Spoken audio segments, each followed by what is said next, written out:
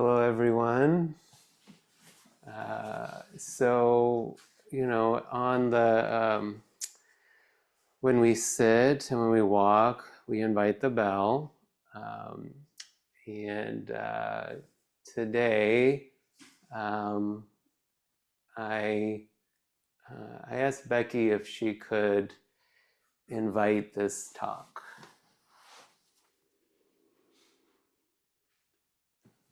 How simple can I make this? How simple let it be.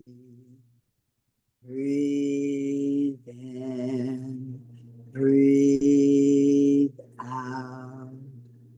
Breathe in, breathe out. How simple can you make this? How simple let it be. Breathe in, breathe out. Breathe in, breathe out.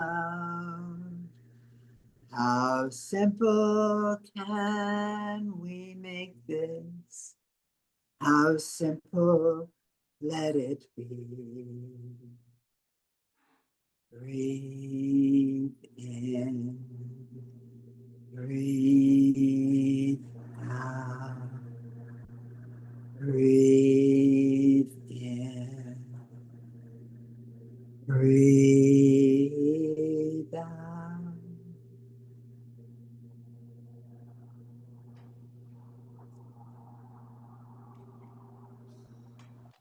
Thank you. Oh yeah, can we do gallery on our side? Um,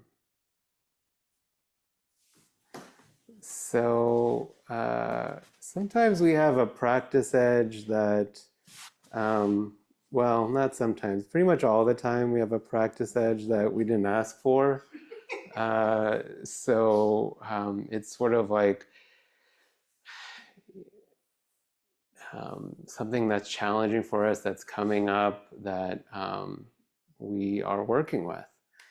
Uh, so this talk is about embodied practice, and um, uh, earlier, like in this spring, I was in this role of head student, and this intensive is like it got postponed, but it's sort of the end of the practice period,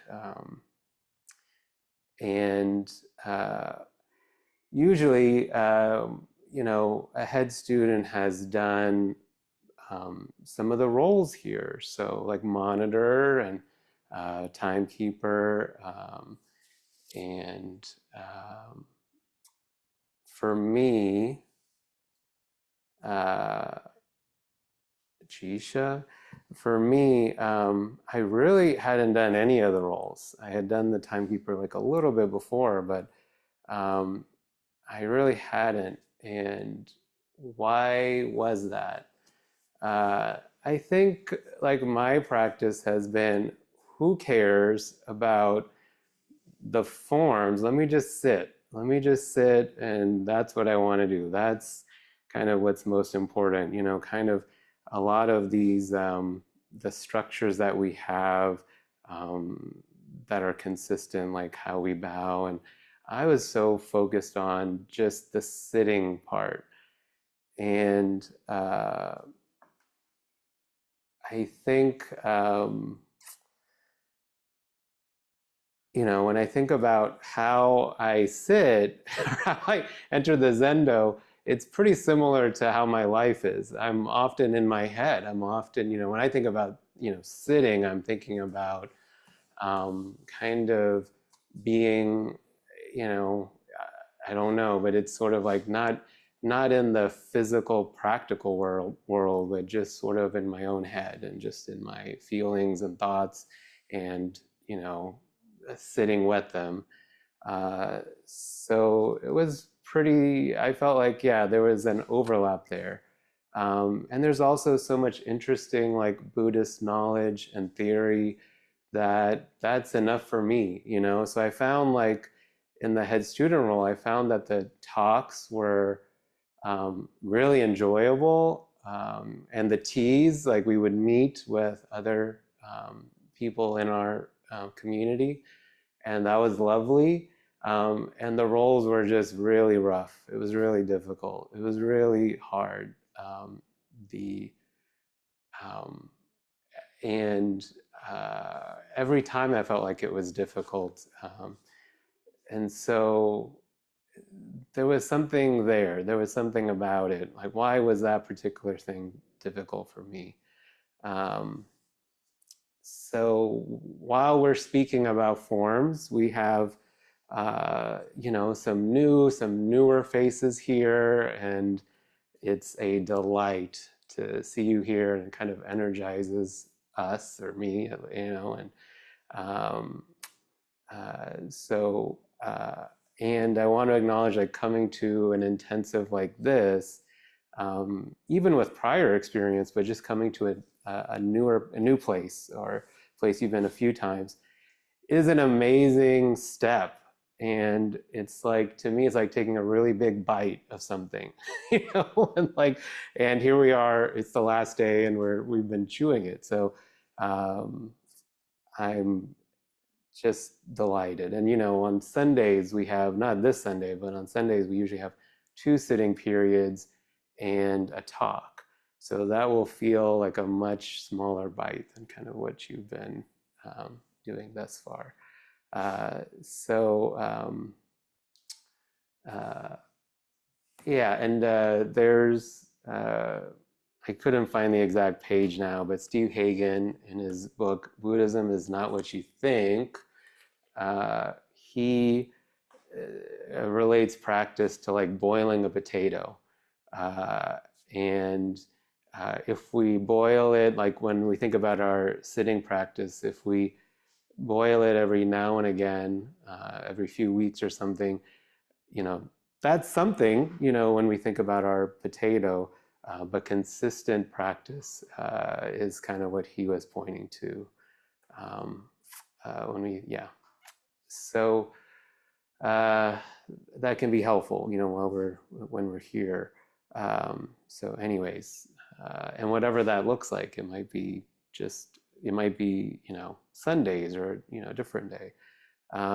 So to go back to forms, when we think about our walking form, walking meditation, it's an interesting, to me, it's like we are in this skin-contained self, so we absolutely paying attention to our foot on the floor, the sensations we're having, like our whole being. But then also we are in this community, this sangha. So like our action, our steps have an impact on everyone else, because so when we walk, we try to maintain even spacing kind of throughout the room. So it kind of points to this, independence in a way, but then also interdependence. So this practice of like being with, you're not in this alone. Um, so there's that. And it's kind of similar to, Anne talked about in a previous talk about chanting and like how we're using our voice and we're chanting ourselves, but then also we're chanting in community. So both are happening, and this is like an expression of Buddha Dharma, this action, so this interbeing. So there's that, and when we walk, we try to walk on to make use the fullness of the space. So we walk kind of on the edges of the cushions and the chairs, and um, we'll take a 90-degree turn, which is not, when we get to an edge, it's not a common thing. We kind of, in my life, I tend to just curve around it. But here, the fullness of the space, um, and also like it breaks us of our habit. and we're present with what's happening. So I remember it was a vivid memory apparently, because I remember when Nellie was here and how she turned, and that kind of 90-degree turn. Um, so yeah, and we're talking about forms, but while those are, I mean, that's some importance, but what the most important thing by far, 10 times, 20 times beyond anything that we do in a particular step, is just being here, is your presence. I mean, that's huge. That's really helpful. So, yeah, so I want to talk about that. Uh, and when I was meeting with Todd, who's one of our entrusted teachers, um, he, before this, well, as a kid, he was a gymnast. And he said that when you're doing, I don't know exactly, when you're doing somersaults, things like that, you lead with your head to kind of create this movement. And uh, he said he learned here that in Zen we kind of lead with our body, not particularly our head. Um, and so in our head, and many of you have experienced this in our 2 days thus far, we can be caught in loops about the past, the future, what's going to happen next, like planning, the period before, like, oh, I have this talk. And so my head will kind of go. And our head also kind of thinks of things in often like, because we have to make decisions in everyday life. Am I going to have the cookies or the grapes? And so we often think about what's good for us right now, what's bad for us, what's right, what's wrong. Um, and so that is helpful. And then also there's kind of a separation there. So in our chant book, there is a chant called the Shin Shin Ming, and I'm going to read a part of it. Uh, so, uh, okay. The great way isn't difficult for those who are unattached to their preferences. Let go of longing and aversion, and everything will be perfectly clear. When you cling to a hair's breadth of distinction, heaven and earth are set apart. If you want to realize the truth, don't be for or against. The struggle between good and evil is the primal disease of the mind. Not grasping the deeper meaning, you just trouble your mind's serenity.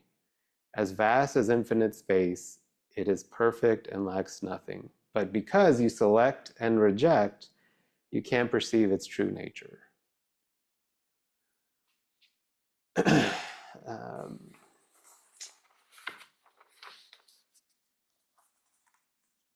so, uh,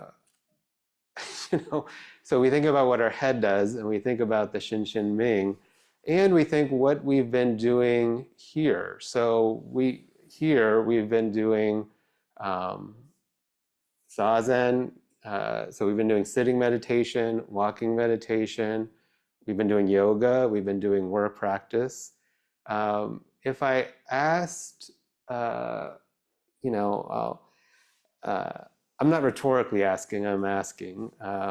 So if we access our rational, human, kind of logical mind, why are we doing this? Why are we doing this?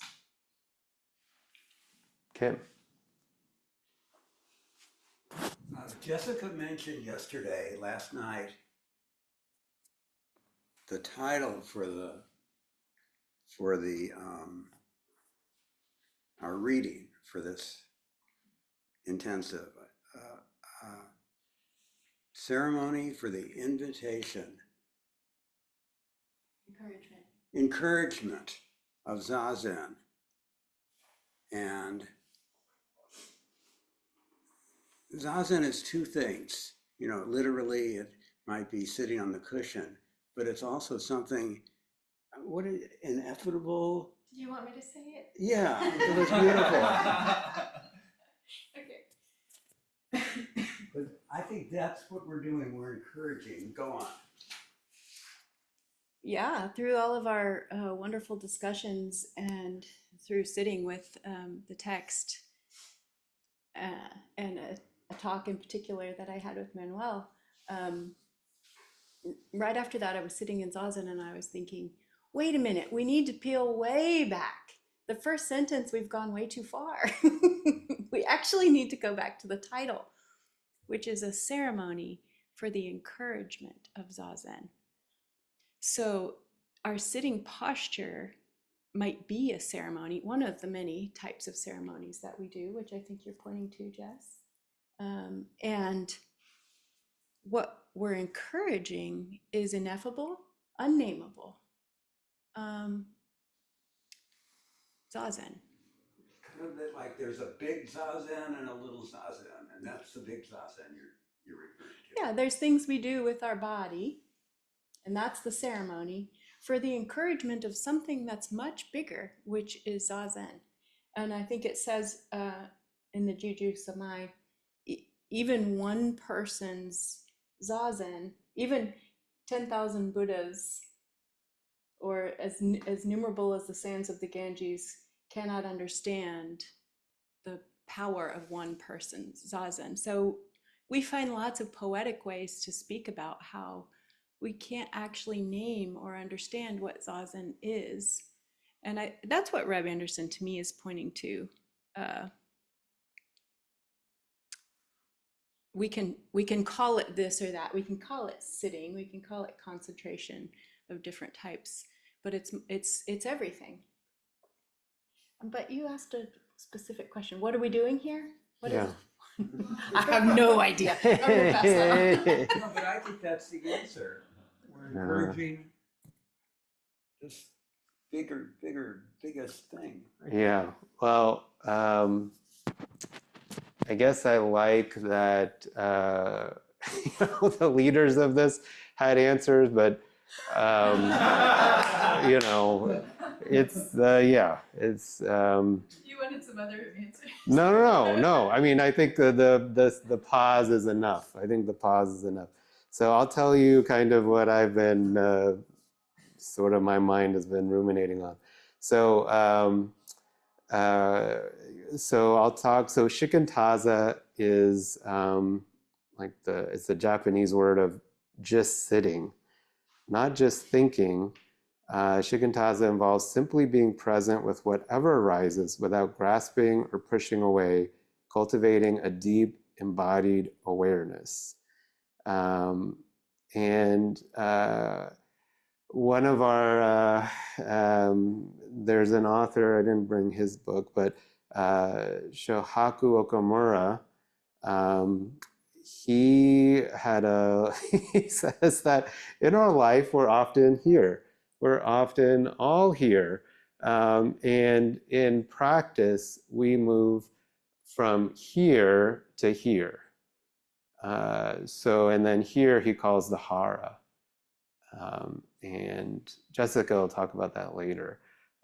So he's like, this is one of he says this, the just sitting, there's just four principles.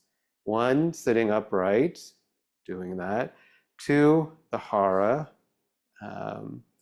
Three, not sleeping, which can be difficult at times. And then four, opening the hand of thought. So opening the hand of thought is our mind often will cling to this or to that. And it's not about, oh God, it's doing something, pushing it away.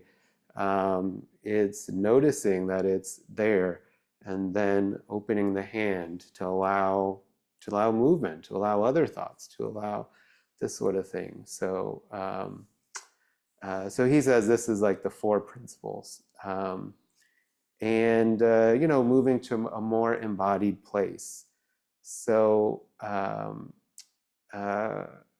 there's another book that is called The Method of No Method. Uh, and it's Chan Master Sheng Yen. And how do we move this to everyday life? So that's my thought, is that, we're doing this and our rational mind is wanting an outcome.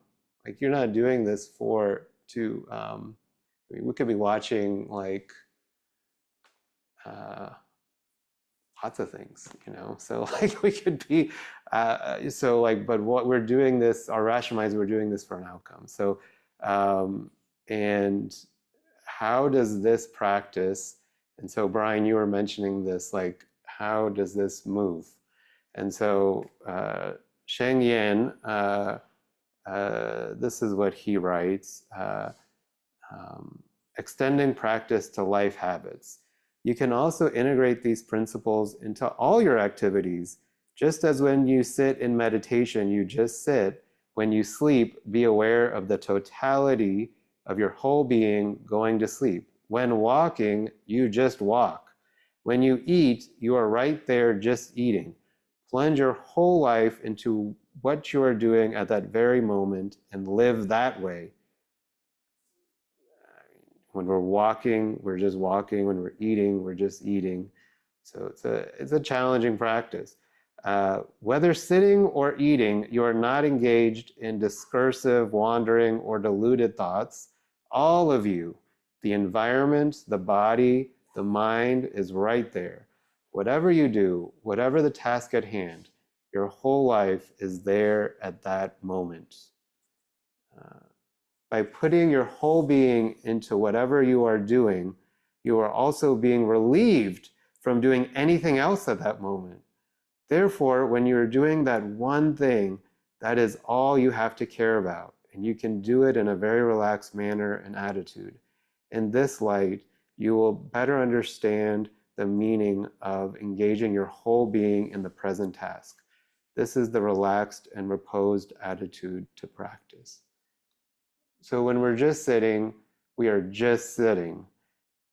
And when we're eating, that kind of, in my mind, the words that come out is like a single pointed concentration. Just eating with the environment, the body, the mind, just eating, just walking. Um, so another reason I'm here is that I love being in my headspace, but also my headspace it's a lot, and I can feel like when I'm sort of thinking about something deeply, like my shoulders get tense and, like all of that. So um, uh, the other part is how do we connect our mind and body? How do we work with this? It's a complex system that often we don't have training in. So Ram Dass and I believe some other folks have said this, that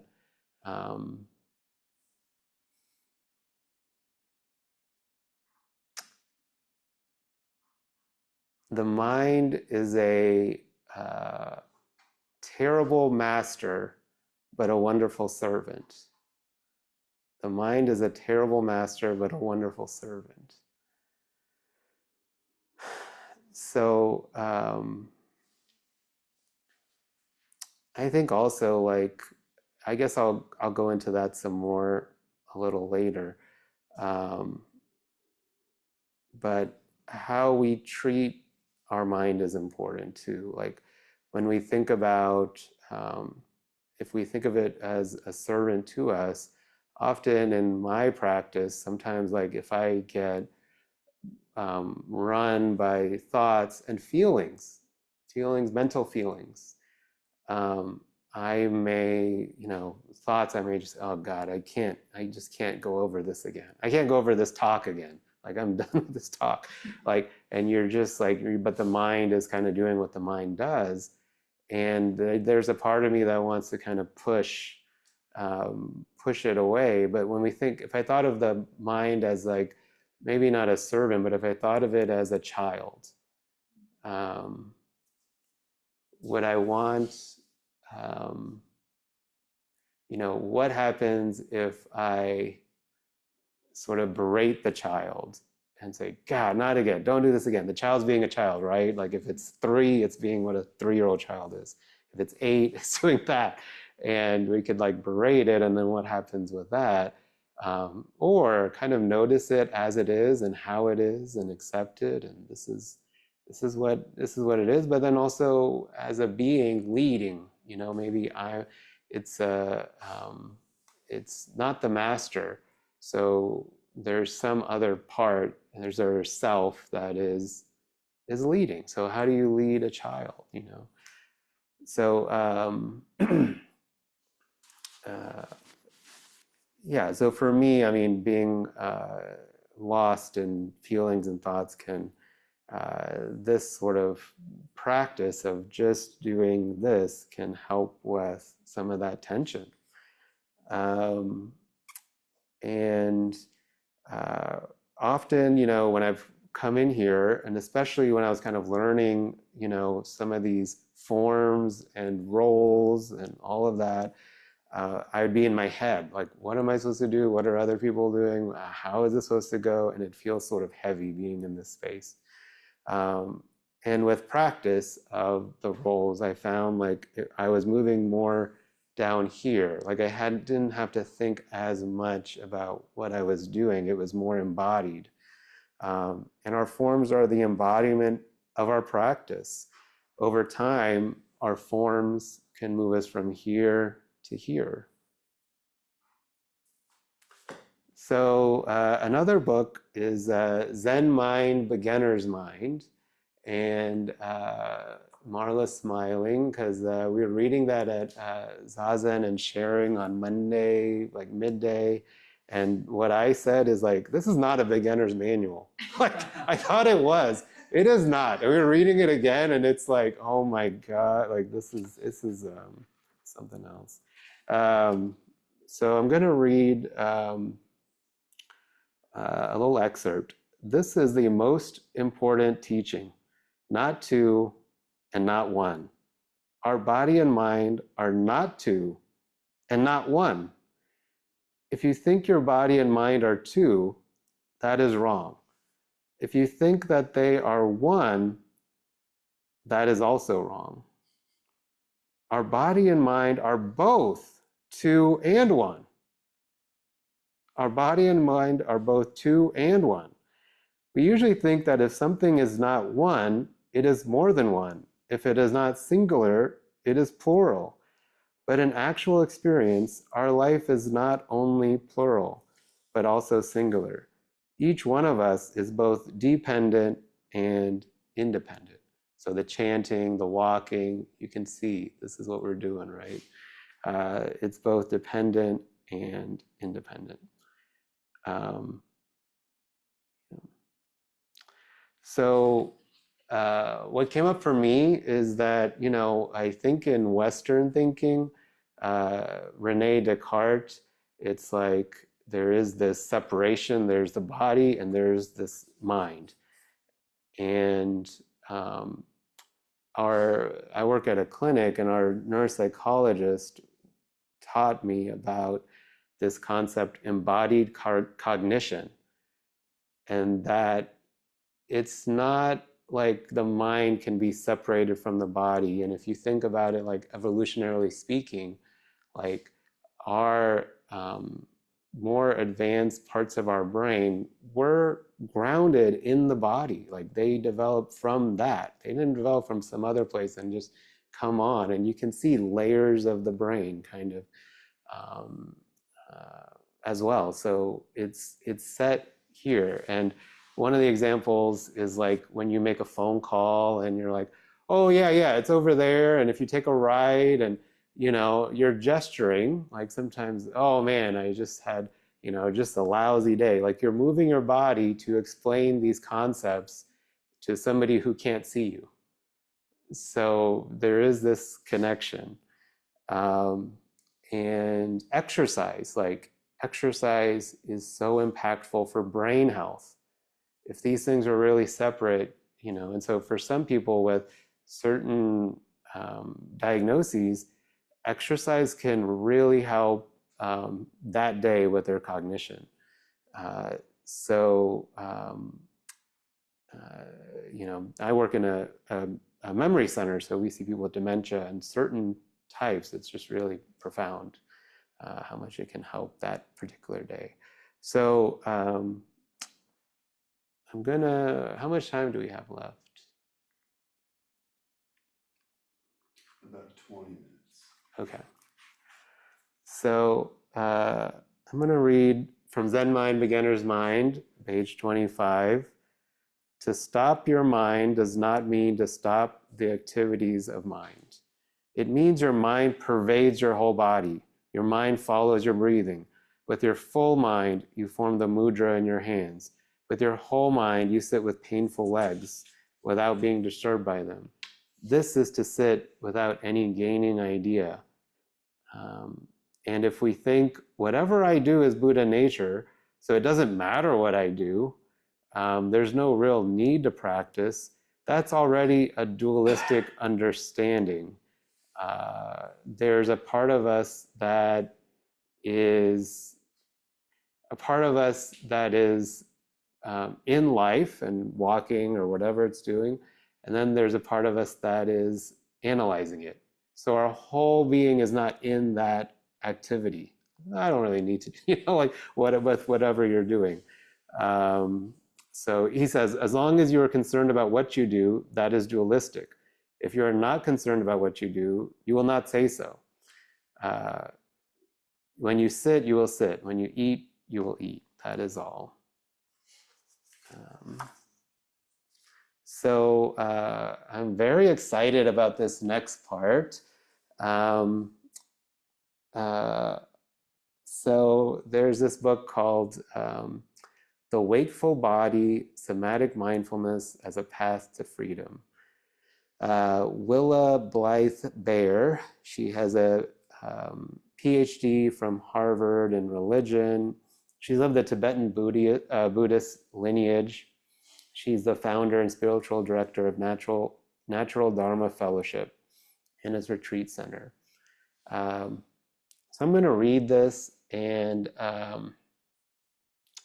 Marla, could you share the photo image? Yeah, so this is for you two to share, Kim, you and Manuel. And then there's 5. So just like take one for a pair, and that should be pretty good. And if you have to sit closer, just so you can see it a little bit closer as well. So,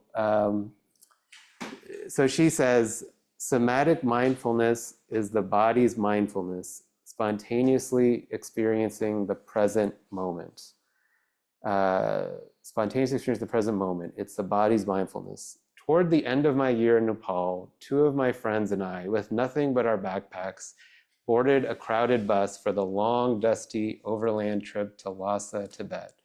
We stayed for 3 months, traveling like nomads all around the country on the backs of trucks, staying in tents, and always aiming straight for the temples and monasteries. On the walls of the temples we visited, we came across a certain mural again and again.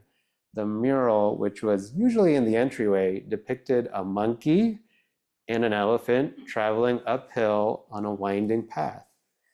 It seemed to be telling a story. Eventually, I asked one of the temple keepers what it meant. The temple keeper, himself a monk, clothed in deep burgundy robes, with a face beautifully etched with the lines of time, replied that the mural was depicting the developmental process of meditation. The elephant, he explained, symbolized dullness. The elephant symbolized dullness. The monkey symbolized distraction. So that kind of fits. The monkey symbolized distraction. At the beginning of the path, the meditator's mind is controlled by distraction and dullness, with distraction mostly in charge, explained the temple keeper, pointing to the bottom of the mural, where I noticed the monkey was indeed leading the elephant by a rope. and you could see, I think, the monk kind of chasing behind. Uh, so, and this might be perhaps when you think about the monkey leading and distraction, why sometimes teachers advise a concentration practice like counting your breaths to start, because all that distraction. But by the end of the path, the monkey has fallen by the wayside. A monk has joined them and is riding the elephant, who has turned white, symbolizing that both dullness and distraction are tamed. The monk, the temple keeper explained, is mindfulness. Indeed, the mural showed the monk gradually disciplining the elephant and monkey with his stick and lasso.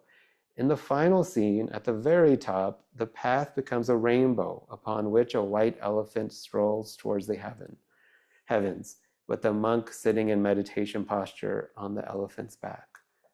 The image stays with me as a compelling depiction of the role of mindfulness on the path to tranquility. When we first start to meditate, the mind is all over the place. It is like the wild monkey, bouncing from one thought or idea to another. Or sometimes the mind is sleepy and lethargic, like the slow elephant. It lacks the sharpness needed to pay attention in a sustained way.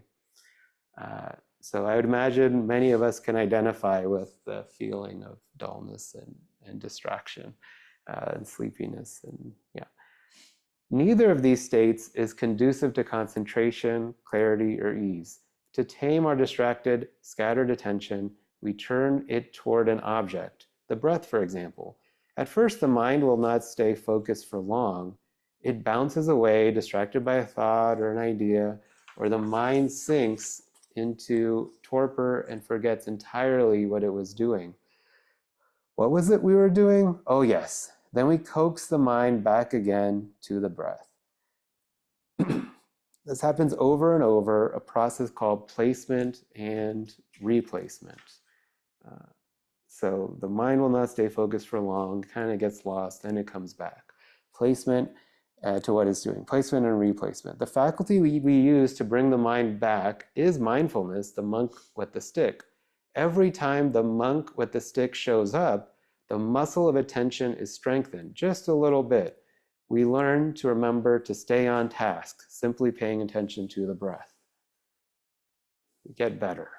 As attention stays on its object longer and longer, the mind's restlessness begins to calm down, resulting in a state known as samatha, tranquility.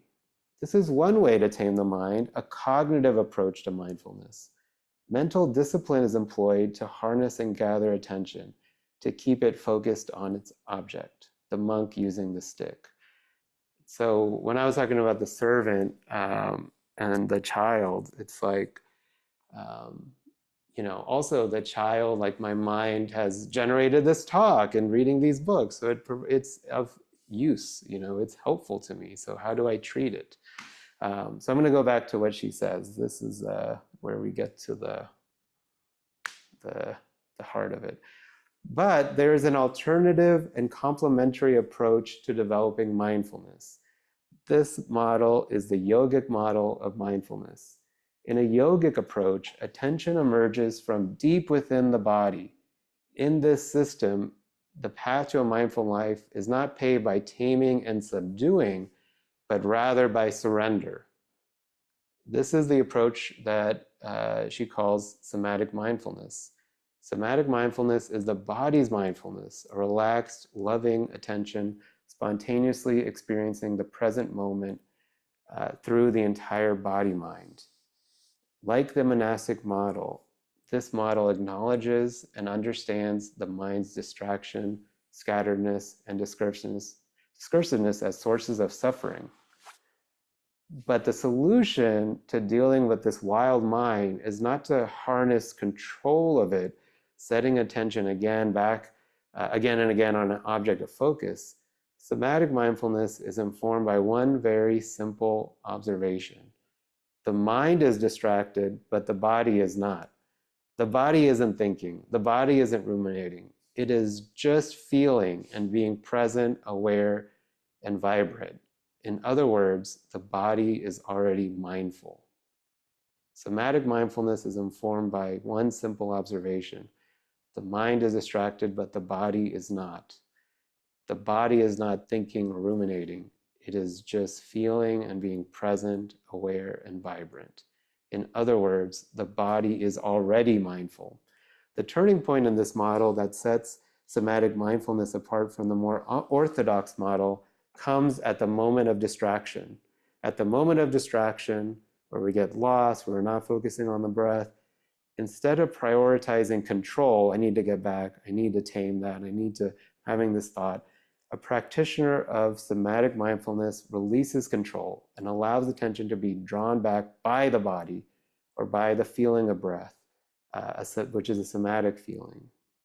So surrendering. Somatic sensation, such as the air in your nostrils or rise of your diaphragm, recenters attention. The return is experienced not as a discipline of effortful redirection by a higher executive function, but as a natural draw to the body's steady wakefulness, like iron filings return to a magnet. Scattered attention represents the iron filings, and the body is the magnet. Put another way, the model is not one of taming, but trust. Perhaps the monk does show up, but the monk does not have a stick. The monk prostrates to and dissolves into the breath. The doorway into a sustained, relaxed attention is to let go of control and find refuge in the body's immediate, present sensory fields.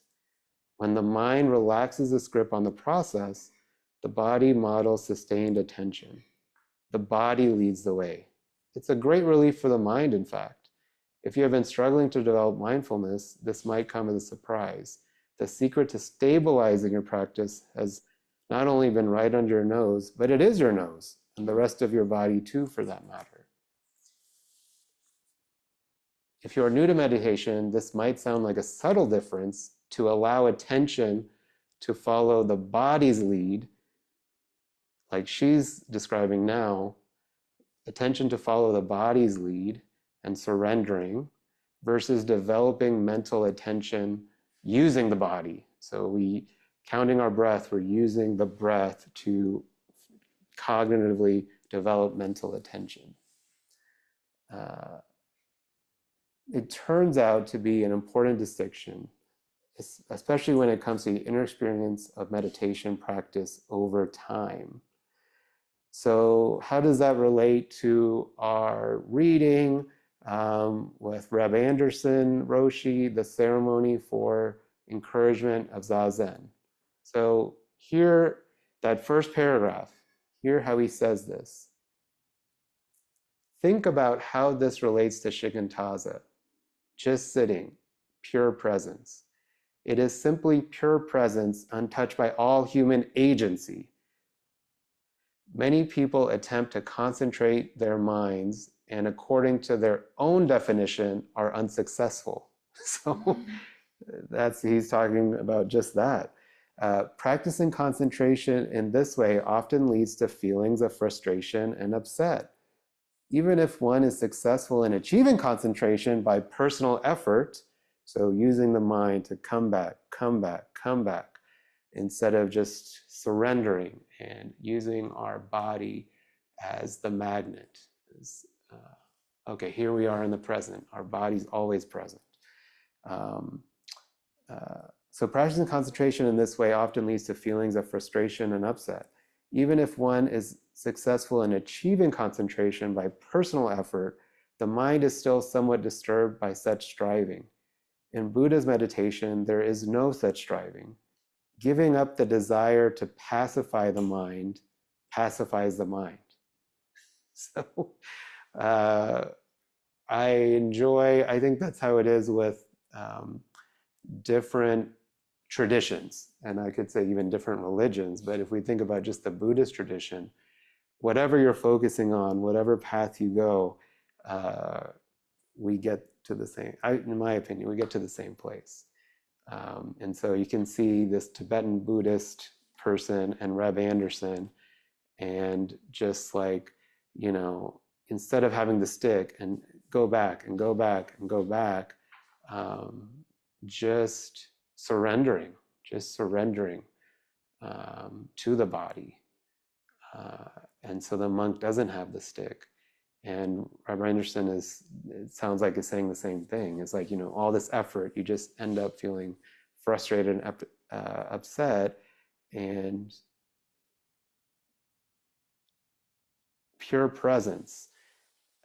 Think about how this relates to shikantaza, just sitting, pure presence. It is simply pure presence, untouched by all human agency. So, surrendering to the body, the return is experienced not as a discipline of effortful redirection by a higher executive function, but as a natural draw to the body's steady wakefulness, like iron filings return to a magnet. Scattered attention represents the iron filings and the body is a magnet. Put another way, the model is one of trust, not taming. How much time do we have? 2 minutes. Okay. So she also talks about like waking down instead of waking up. And, when I think of waking up is kind of how I entered this practice. Like I'll get some beautiful teaching and then I'll be like, I'll figure it all out, like something abstract. And waking down, like our thoughts are always fleeting. You can't hold on to something. But, when we wake down, we kind of embody some of these teachings and trainings and how we walk and how we sit. And so I also, and it's really can be a little bit ugly waking down because it's not like, oh, I'm escaping to this beautiful idea and this beautiful concept and big mind and so, all of that.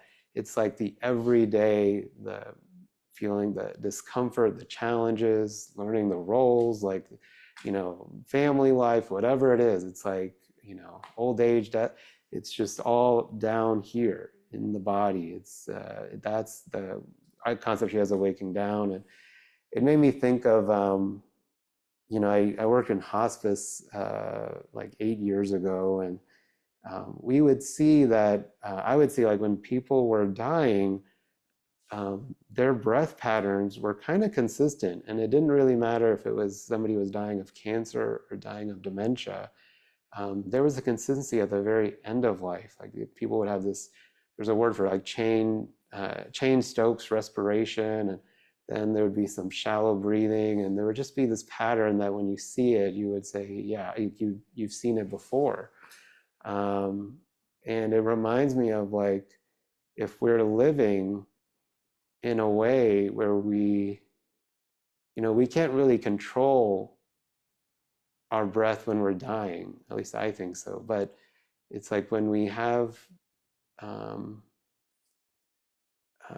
and even people with severe dementia, they would die the same way. So it's a very embodied thing, and the breath is going to lead, so why not practice now, you know so let's see. Yeah, so that's what I have to share. And let's do one thought or reflection. If somebody has like an urging an urging thing to share, I want to hear it. I was just expressing gratitude and thanking Jess for the weaving of all the different things that he brought together. I thought that was really beautiful. Thank you. Thank you. I really appreciate your enthusiasm for the Dharma. Thank you.